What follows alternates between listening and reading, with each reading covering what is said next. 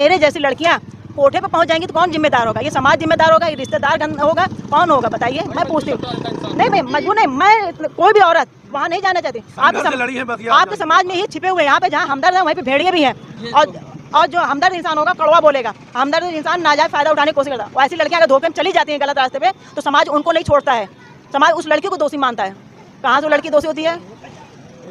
मेरी कहानी नहीं है, मैं समाज में ऐसे रिक्शा चलाती हूँ, बहुत सी लड़कियों को देख रहे हैं। मैं कभी शादी नहीं करूँगी किसी से। शादी के नाम पे एक औरत को पैर की जूती समझना, मेरे लिए एकदम रिश्ता, ये जो एकदम पवित्र रिश्ता होता पत्नी पत्नी का, वो मेरी नज़रों से एकदम गिर चुका है। कहना चाहती हूँ कि समाज कानून हमारी इतनी व्यवस्था दे रहा है, फैसिलिटी सब दे रहा है, लेकिन वो लड़की जिसके पास तन ढकने को कपड़ा नहीं है, 2 वक्त की रोटी नहीं है, वो कानून से अपना हक लेने क्या जाएगी? अच्छा, वो लड़की का क्या होता है? ससुराल होता है कि मायका होता है? मायके वाले कहते हैं यहाँ नहीं है और ससुराल वहाँ नहीं है, और वो लड़की कहाँ जाए? या तो वो फिर जो हमदर्द दिखाता है उसका समाज में शोषण होता है, उसका नाजायज फायदा उठाया जाता है, और या तो फिर लड़की सुसाइड कर ले। आई बहन जो रिश्ता होता है ना, आज ये राखी से फॉर्मेलिटी होती है। जो भाई होते हैं, जो सच्चे मायने में आपको भाई मानेंगे, बहन मानेंगे, वो बंधन के मोहताज नहीं होते हैं। अच्छा। वो अपना फर्ज अदा कर देंगे। मैंने मकाम मालिक को तो कभी राखी बांधी नहीं, लेकिन एक भाई का फर्ज। एमडीपीजी कॉलेज से ग्रेजुएशन करने वाली लड़की और एक शिक्षिका क्यों दर दर भटकने पर मजबूर हो जाती हैं? आखिरकार मजबूरी में क्यों ई रिक्शा चलाने लगती हैं? आज मेरी मौजूदगी उत्तर प्रदेश के प्रतापगढ़ ज़िले में है, और जहां पर मेरी मुलाकात एक रश्मि से हुई है, जो लड़की हैं और अपने 2 बच्चों का पालन पोषण करती हैं ये कि रिक्शा चलाकर। कई दिनों पहले की बात है, ये आज से 6-7 साल पहले शिक्षिका हुआ करती थी, लेकिन आखिरकार ऐसी क्या मजबूरी फंस गई? आखिरकार कहाँ पर इनके घर वालों ने गलत कदम उठा लिया कि इनको आज दर दर की ठोकरें खानी पड़ रही है, और इनके जो 2 बच्चों का भविष्य है, शायद ये सड़कों पर अपना रिक्शा ना निकले लेकर, तो उनका भी भविष्य गर्त में जा सकता है। इसीलिए आज रश्मि रिक्शे चलाती हैं और अपने घर परिवार का पालन पोषण करती हैं और अपने बच्चों को अच्छी शिक्षा देती हैं, ताकि जो उन पर बीती है वो उनके बच्चों पर न बीते। ये कहानी साहब प्रतापगढ़ जिले की है, और आप शायद ये भी जानते होंगे कि महिलाओं के लिए कितना कठिन होता होगा ई रिक्शा चलाना या समाज में सर्वाइव करना, जहां पर अंधभक्तों की और बड़ी बड़ी बातें करने वालों की और जुल्म ढाने वालों की कमी ना हो। तो चलिए सीधा रश्मि से जुड़ेंगे और जानेंगे कि आखिरकार कहाँ मजबूरी फंस गई रश्मि जी की, जो ये रिक्शा चलाने पर मजबूर हो गई। रश्मि जी, बहुत बहुत स्वागत है आपका। दीदी ये बताइए, आखिरकार क्या मजबूरी फंसी कि आपको रिक्शा चलाना पड़ रहा है? प्राइवेट टीचर थी और अपने बच्चों की पढ़ाई में रुकावट ना हो, इसके लिए मैंने कहते हैं रिक्शा निकाला, और आज मैं रिक्शा चला रही हूँ। अच्छा जी। शादी वगैरह हुई थी आपकी? दीदी कब हुई थी शादी? मेरी शादी 2003 में हुई थी।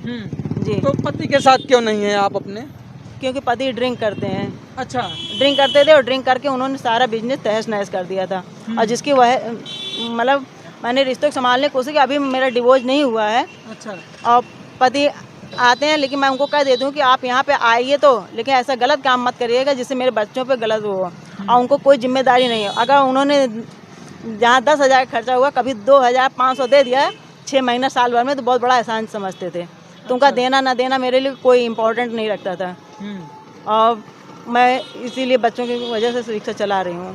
शादी हुई होगी तो 7 फेरे भी लिए जाते हैं, और 7 फेरे में कहा जाता है कि 7 जन्म तक साथ निभाऊंगा। छोड़िए, जन्म में कोई साथ नहीं निभा रहा है तो 7 जन्म की बात ही छोड़िए। ये जन्म छोड़िए, मैं 7 जन्म में कभी शादी नहीं करूँगी किसी से। शादी के नाम पे एक औरत को पैर की जूती समझना, मेरे लिए एकदम रिश्ता, ये जो एकदम पवित्र रिश्ता होता पत्नी पत्नी का, वो मेरी नज़रों से एकदम गिर चुका है। अच्छा।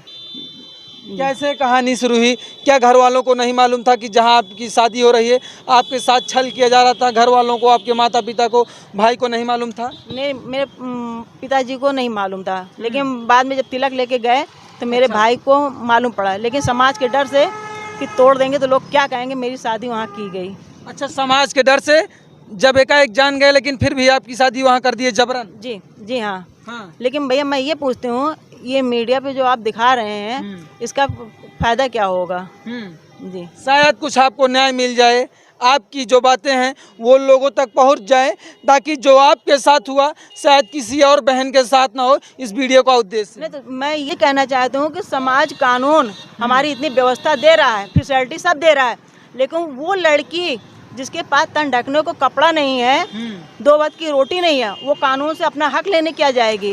अच्छा। वो लड़की का क्या होता है, ससुराल होता है कि मायका होता है। मायके वाले कहते हैं यहाँ नहीं है और ससुराल वाले वहाँ नहीं है, और वो लड़की कहाँ जाए। या तो वो फिर जो हमदर्द दिखाता है उसका समाज में शोषण होता है, उसका नाजायज़ फ़ायदा उठाया जाता है, और या तो फिर लड़की सुसाइड कर ले।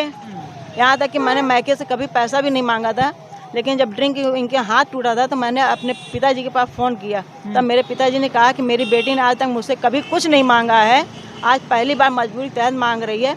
उसको पैसा मतलब जितना वो पहुँचाई, तब मेरे भाई ने वहाँ पे पहुँचाया था। अच्छा। हेल्प के लिए। और उसके बाद भी मैं प्राइवेट टीचर भी थी, शादी के पहले भी थी।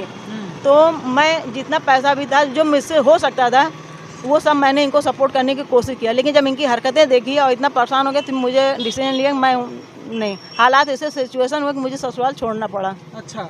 जी। और क्या फाइनेंशियल कंडीशन वगैरह थी आपके ससुराल में?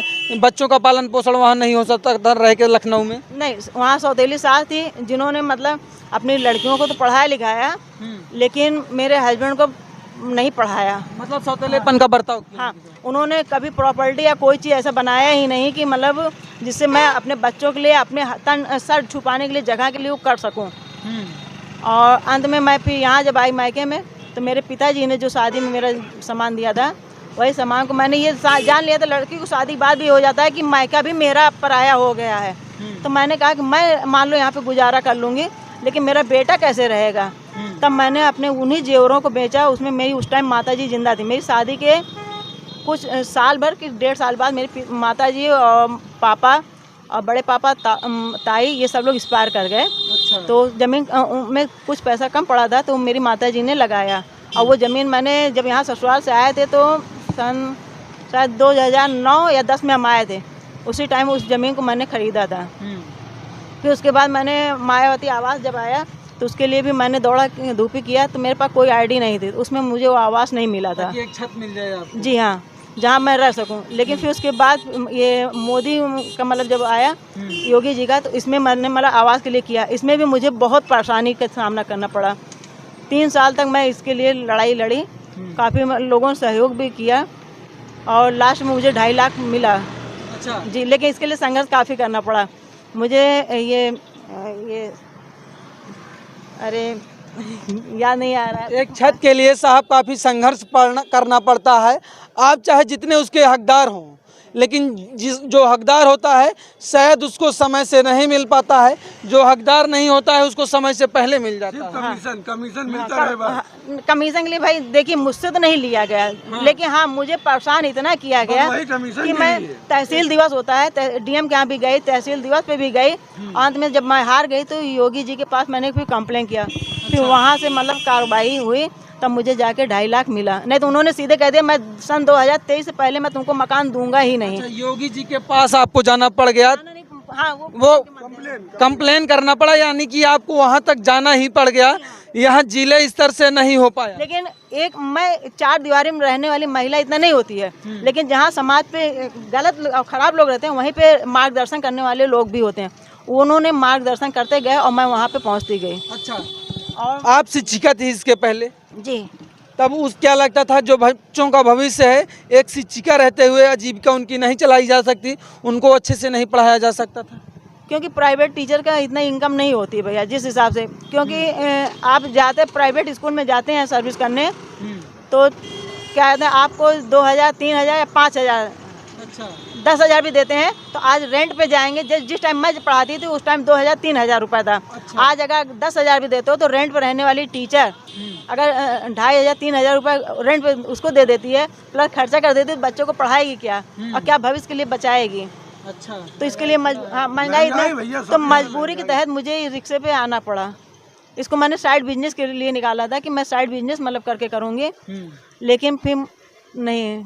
अच्छा, ये बताइए, जब आप ससुराल से एक बार नाता तोड़ती हैं कि आपका पति लगातार ड्रिंक करते रहे, वहाँ से नाता तोड़ती रही, तो घर वालों का कैसा बिहेवियर रहा?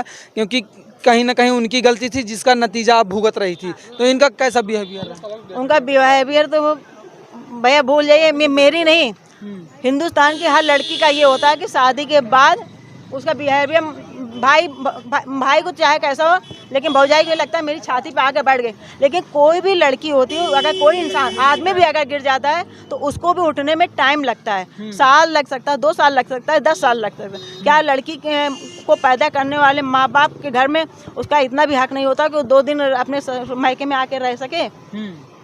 आप उसको मत खिलाइए, लेकिन क्या उस छत के नीचे रह के कमा नहीं सकती है? आप मत पूछो, वो भूखा रह रही है, भूखे रहने दो, मर जाती है तो मर जाने दीजिए उसको। लेकिन क्या वो माँ बाप के यहाँ नहीं रह सकती है? क्या माँ पैदा करने के लिए लड़के को उस बाप के पास जाती है और लड़की पैदा करने कहीं और जाती है? और ये मेरी नहीं, समाज की ऐसी बहुत सी लड़कियां हैं, ऐसी बहुत सी महिलाएं हैं। मैं अपने रिक्शे पे उन लड़कियों को भी ले जाती हूँ जिनके आदमी गलत हैं, उनके आदमी मतलब गलत हैं और वो तांत्रिक ओझा इन लोगों के चक्कर में भी पड़ती हैं। मैं कहती हूँ भैया क्यों 4 पैसा अपना बर्बाद कर रहे हो? अपना ये 2 पैसा बचाओ, अपने काम पे करो, है ना। और अपने ये पैसा अगर आप बचाओगे तो आज नहीं कल एक पैसा अगर बचाते जाओगे तो चलता जाएगा। मायका होते हुए भी आपको दर दर भटकना पड़ा और कहीं बेकार है दोनों। जी मेरे लिए तो बेकार है दोनों। मायका ससुराल दोनों लिए आपके लिए बेकार है? जी हाँ, दोनों बेकार है। किराए पर रूम लेके आपको रहना पड़ा? हाँ रहना पड़ा। हाँ लेकिन मेरे मकान मालिक एक अच्छे होते हैं, एक बहुत ही अच्छे इंसान मिले। मकान मालिक मकान मालकिन जो आज भाभी जो मकान मालकिन है वो इस दुनिया में तो नहीं है, लेकिन वो सगी भौजाई से भी बढ़कर थी। अच्छा। जी हाँ, मतलब इस तरीके से आपकी मदद करती थी वो? जी हाँ, उनके घर में मतलब इतना मेरे पास नहीं था कि मैं अपने बच्चे को दूध पिला सकूं। उनके घर में गाय थी, डेली मेरे घर पास पावर दूध ले आके देती थी। और जो मैं किराया देती वो भी मेरे बच्चों को दे देती। आज मैं अगर जिंदा भी हूँ तो उन्हीं की बदौलत मैं हूँ, क्योंकि मेरा जब दूसरी डिलीवरी होने वाली थी तो मैं यही प्रतापगढ़ में नाजायज़ जैसे औलाद पैदा की जाती है, मैं उस तरह से घूमी हूँ। और मेरे कहते हैं पति आज डिलीवरी होने वाली है, कल चले गए थे। मैं कौन से हॉस्पिटल में नहीं गई, यहाँ पे आई थी सरकारी में, तो सरकारी में था कि जगह ही बेड ही नहीं है, जाइए आप इलाहाबाद। मेरे पास क्या 1.5 लाख 2 लाख रुपए है, मैं इलाहाबाद जाऊँ? मैं यहाँ के प्राइवेट हर हॉस्पिटल में गई, 30,000 35,000 बताया गया।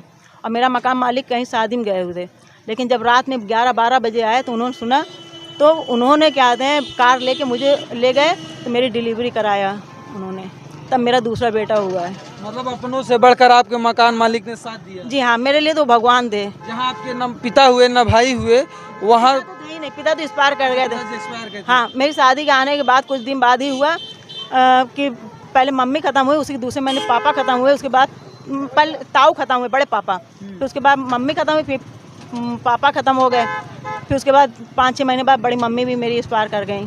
जो भाई रक्षाबंधन पर कसम खाता है कि मैं अपनी बहन की रक्षा करता हूँ, करूँगा। भाई बहन का जो रिश्ता होता है ना, आज ये राखी से फॉर्मेलिटी होती है। जो भाई होते हैं, जो सच्चे मायने में आपको भाई मानेंगे, बहन मानेंगे, वो बंधन के मोहताज नहीं होते हैं। अच्छा। वो अपना फर्ज अदा कर देंगे।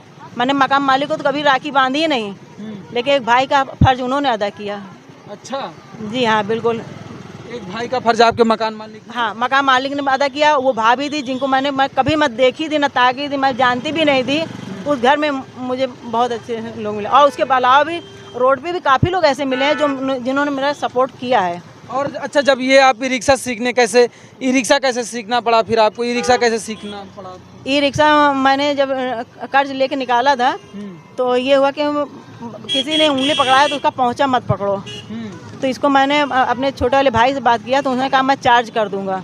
अच्छा। चार्ज करने का फिर धीरे धीरे उसको भी ये कब्जा में अपना लेने लगे, मतलब लालच आने लगा, पैसा देने में आनाकानी करने लगे।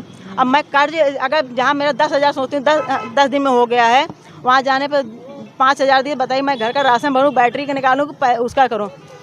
तब फिर मैंने रिक्शा ड्राइवर से अपने बात किया तो उसने मुझे कहा ठीक है मैं सिखा दूँगा। तो उन्होंने सिखाने किया तो उस पर उन्होंने ऑब्जेक्शन लिया कि आप सच्चाई समाज के सामने आएगी, तो उन्होंने कहा ये मत करो, लोग क्या कहेंगे। हमने कहा उस दिन लोगों की चिंता नहीं थी, जब मैं घर छोड़ के जा रही थी, मैं मरूंगी जिंदा रहूंगी, वो मेरा मुकद्दर था जो मैं अच्छे लोगों के हाथ में पड़ गई। अगर मेरे जैसी लड़कियां कोठे पे पहुंच जाएंगी तो कौन जिम्मेदार होगा? ये समाज जिम्मेदार होगा, ये रिश्तेदार होगा, कौन होगा बताइए? मैं पूछती हूँ। नहीं भाई, मजबूर नहीं, मैं कोई भी औरत वहाँ नहीं जाना चाहती। आपके समाज में ही छिपे हुए, यहाँ पे जहाँ हमदर्द है वहीं पे भेड़िए भी हैं। और जो हमदर्द इंसान होगा कड़वा बोलेगा, हमदर्द इंसान नाजायज फ़ायदा उठाने की कोशिश करता है। और ऐसी लड़कियां अगर धोखे में चली जाती हैं गलत रास्ते पे तो समाज उनको नहीं छोड़ता है, समाज उस लड़की को दोषी मानता है।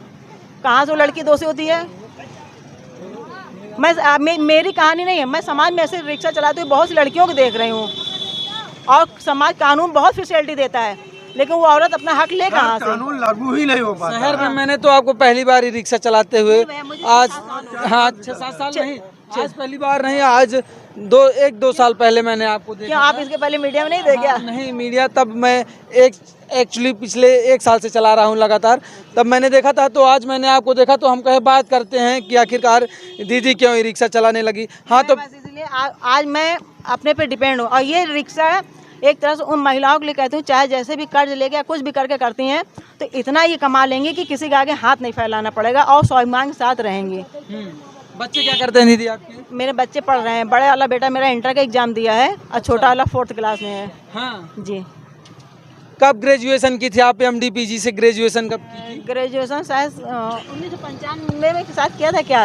अच्छा, शायद सन 95 में ग्रेजुएशन करती हैं साहब, वही MDPG जो आज भी पंडित मुनेश्वर दत्त के नाम से जाना जाता है, और वहीं से ग्रेजुएशन करती हैं और संघर्षों के साए में पली हैं, शायद पिता की गलती की वजह से या अपने बड़े भाई की गलती की वजह से, जो जाने अनजाने में। मेरे पिता को अफसोस हुआ बाद में, मैं पिता को कहती थी उल्टा सीधा, लेकिन उस गांव में जहाँ पे मेरा घर है वहाँ गांव के लोगों ने बताया कि मेरा पिता बहुत फूट के रोता था कोने में आके बैठ के कि मैं अगर जानता तो मैं वहाँ अपनी लड़की की शादी कभी नहीं करता। भाई अनजाने में फंसी जाता अनजाने है। अब तो इसके लिए मैं नहीं कहा, हाँ नहीं जानती तो मैं अपने पिता को दोषी देती थी, लेकिन मेरे पिता मुझे बहुत मानते थे। अच्छा, मानते थे थोड़ा सा गलती हुई जी। अब क्या ये मुकद्दर ही समझ लीजिए, मुकद्दर भी कह सकते हैं। मुकद्दर भी कह सकते हैं, क्योंकि राजा जनक ने तो राम क्या किया था, उनकी बेटी को भी नहीं। लेकिन मैं समाज से ये भी कहना चाहती हूँ, आज तो घर घर राम राम की पूजा करते हो, सीता की पूजा करते हो, वही सीता को जिंदा नहीं रहने देते हो। क्या आज धरती पे सीता नहीं है?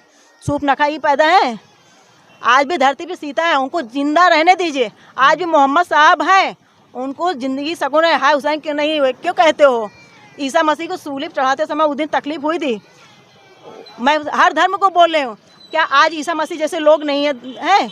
आज भी हैं, उनको जिंदा क्यों नहीं रहने देते हो? लेकिन हाँ, समाज में ऐसे अच्छे लोग भी हैं जो सपोर्ट करते हैं, लेकिन काम करता है इस धरा पे उसके लिए समय बहुत कम होता है। ये जबरदस्ती नहीं है भैया, यानी जो नेकी करे उसको हलाल कर दो, उसके बाद आने वाली पीढ़ी कहते रहो, हलाल कर देते हैं ना, उसके बाद कहते रहो हाय हुसैन हम ना हुए, हाय राम जी मैं तुम्हारी पूजा करती हूँ, कृष्ण राधा को किया, और उसके बाद कह दो कि वो भगवान है। ये तो गलत बात है ना। मरने के बाद आप देखते हो राधा कृष्ण कहाँ गए, सीताराम कहाँ गए? मैं देना चाहेंगे उन लड़कियों को, मान लीजिए अगर जैसे आपकी परिस्थिति बनी और आपको यहाँ शिक्षिका से रिक्शा तक आ जाना पड़ा बच्चों को पालने के लिए ताकि उनको एक अच्छी शिक्षा मिले, क्या कहना चाहेंगे उन लड़कियों को जो अगर कुछ स्टैंड नहीं कर पाती हैं? उनको तो ये कहेंगे कि माँ बाप अगर कुछ नहीं है, वो कहीं भी, जो उनके हर औरत के अंदर एक हुनर होता है और आप उसी हुनर के उससे निकलिए। समाज तो आपको तब भी बोलेगा और समाज करोगी तब भी बोलेगा। अच्छा, सुनो सबकी करो मान के, लेकिन आपकी आत्मा आपको जमीर गवाही देगा कि ये काम गलत है, उस काम को मत करिए और मेहनत करिए, आपको एक दिन सफलता मिलेगी। और अपना जितना बजट उस बजट में ही काम करें तो अच्छा।